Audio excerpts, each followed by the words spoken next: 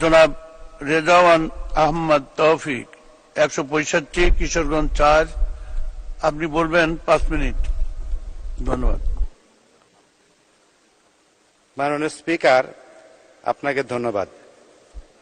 মাননীয় স্পিকার, দ্বাদশ জাতীয় সংসদের 2024 সালের প্রথম অধিবেশনে মহামান্য রাষ্ট্রপতি ভাষণের উপর আনীত ধন্যবাদ প্রস্তাবের উপর আলোচনার সুযোগ পাওয়ায় আমি পরম করুণাময় আল্লাহর কাছে শুকরিয়া আদায় করছি। এ উপলক্ষে আমি আপনাকে এবং আপনার মাধ্যমে মাননীয় প্রধানমন্ত্রী, মন্ত্রী পরিষদের সম্মানিত সদস্যবৃন্দ, ডেপুটি স্পিকার, চিফ হুইপ, হুইপবৃন্দ, মাননীয় বিরোধী দলীয় নেতা, উপনেতা ও চিফ হুইপ সহ সকল মাননীয় সংসদ সদস্যকে জানাই আন্তরিক অভিনন্দন ও সশ্রদ্ধ সালাম। আমি কৃতজ্ঞতা জানাই আমার নির্বাচনী এলাকা ইটনা মিঠামইন ও অষ্টগ্রাম উপজেলার জনগণকে, যারা সেই 1970 সাল থেকে বঙ্গবন্ধুর নৌকাতেই তারা আস্থা রেখে আমাকে বিপুল ভোটে বিজয়ী করে এই মহান সংসদে কথা বলার সুযোগ করে দিয়েছেন।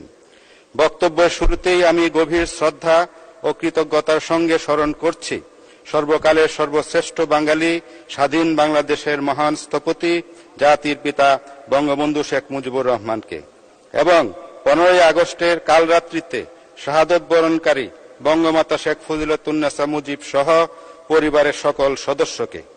সশ্রদ্ধ চিত্তে স্মরণ করছি সকল বীর মুক্তিযোদ্ধা, অমর শহীদদের। আমি কৃতজ্ঞতার সঙ্গে স্মরণ করছি জাতীয় 4 নেতাকে। মাননীয় স্পিকার, দেশের মানুষের আশা আকাঙ্ক্ষার প্রতীক মহান জাতীয় সংসদের অন্যতম প্রধান দায়িত্ব আইন প্রণয়ন, সেই সাথে কমিটি ব্যবস্থার মাধ্যমে নির্বাহী বিভাগের কাজের জবাবদিহিতা নিশ্চিতকরণ। মাননীয় প্রধানমন্ত্রী বঙ্গবন্ধু কন্যা জননেত্রী শেখ হাসিনা আমাকে নৌকা প্রতীকে নির্বাচিত হওয়ার সুযোগ দিয়েছেন। পাশাপাশি সড়ক পরিবহন ও সেতু মন্ত্রণালয় সম্পর্কিত স্থায়ী কমিটির সভাপতি মনোনয়ন করে এই দুটি দায়িত্ব পালনের সুযোগ করে দিয়েছেন বলে আমি আপনার মাধ্যমে মাননীয় প্রধানমন্ত্রীকে জানাই অশেষ কৃতজ্ঞতা।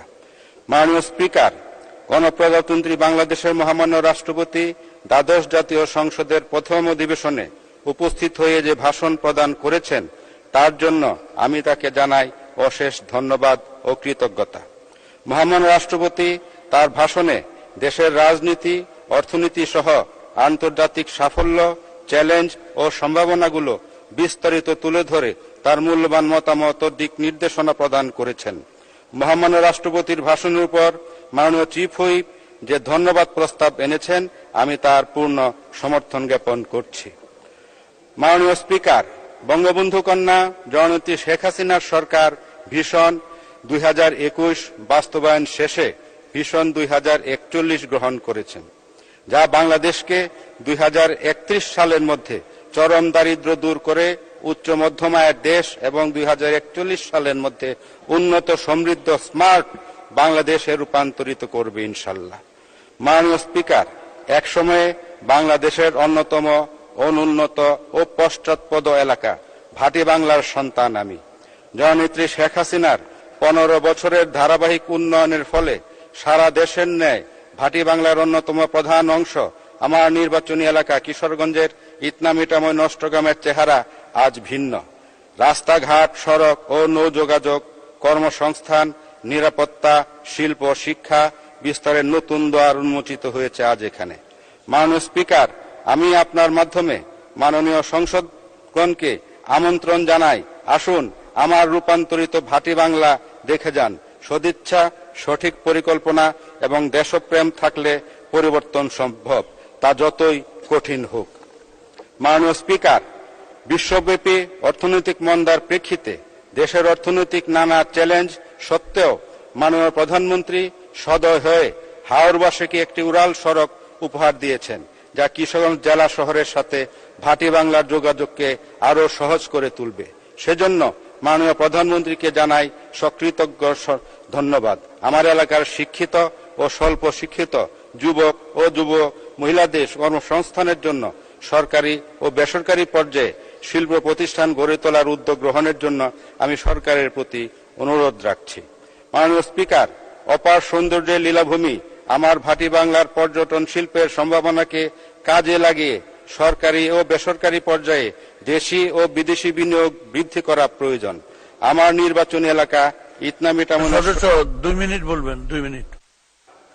মাননীয় স্পিকার, আমার পিতাও আপনার আসনে বসতেন, আমি সেই হিসাবে একটু আপনার কাছে ফেভার চাইব। 2 মিনিট বলুন। আর 2-3 মিনিট।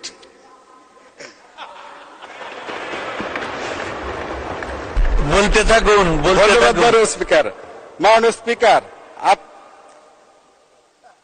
মাননীয় স্পিকার, অপার সৌন্দর্যের লীলাভূমি আমার ভাটি বাংলার পর্যটন শিল্পের সম্ভাবনাকে কাজে লাগিয়ে সরকারি ও বেসরকারি পর্যায়ে দেশীয় ও বিদেশি বিনিয়োগ বৃদ্ধি করা প্রয়োজন। আমার নির্বাচনী এলাকা ইতনা অষ্টগ্রাম মিটামনের যে কোনো সুবিধাজনক স্থানে একটি উন্নত ও আন্তর্জাতিক মানের বিনোদন কেন্দ্র গড়ে তোলার জন্য আপনার মাধ্যমে সংশ্লিষ্ট মন্ত্রণালয়ের সদয় দৃষ্টি আকর্ষণ করছি। মাননীয় স্পিকার, পরিশেষে আমি আপনার মাধ্যমে সেই মানুষটিকে জানাই অশেষ কৃতজ্ঞতা ও বিনম্র শ্রদ্ধা, যিনি হৃদয়ে অতি কমল, প্রতিজ্ঞায় দৃঢ়, প্রজ্ঞায় শানিত, লক্ষ্যে স্থির, আদর্শে অবিচল, নীতিতে আপোষহীন, শপথে অটল, ভালোবাসায় অতল, উদারতায় আকাশময়। তিনি আর কেউ নন, তিনি বঙ্গবন্ধু কন্যা, সংসদ নেতা, সফল রাষ্ট্রনায়ক, মাননীয় প্রধানমন্ত্রী জননেত্রী শেখ হাসিনা। মাননীয় স্পিকার, আমি আপনার মাধ্যমে কৃতজ্ঞতা জানাতে চাই আর একজন নিরহংকারী সাদামাটা মানুষ, মাটি ও মানুষের নেতা, ভাটির শার্দুল, বঙ্গবন্ধুর বিশ্বস্ত সৈনিক, বীর মুক্তিযোদ্ধা, সাবেক স্পিকার, সাবেক রাষ্ট্রপতি, আমার পিতা জনাব মোহাম্মদ আব্দুল হামিদ সাহেবকে, যার হাত ধরে, যার পথ ধরে আজকে আমি এই মহান সংসদে।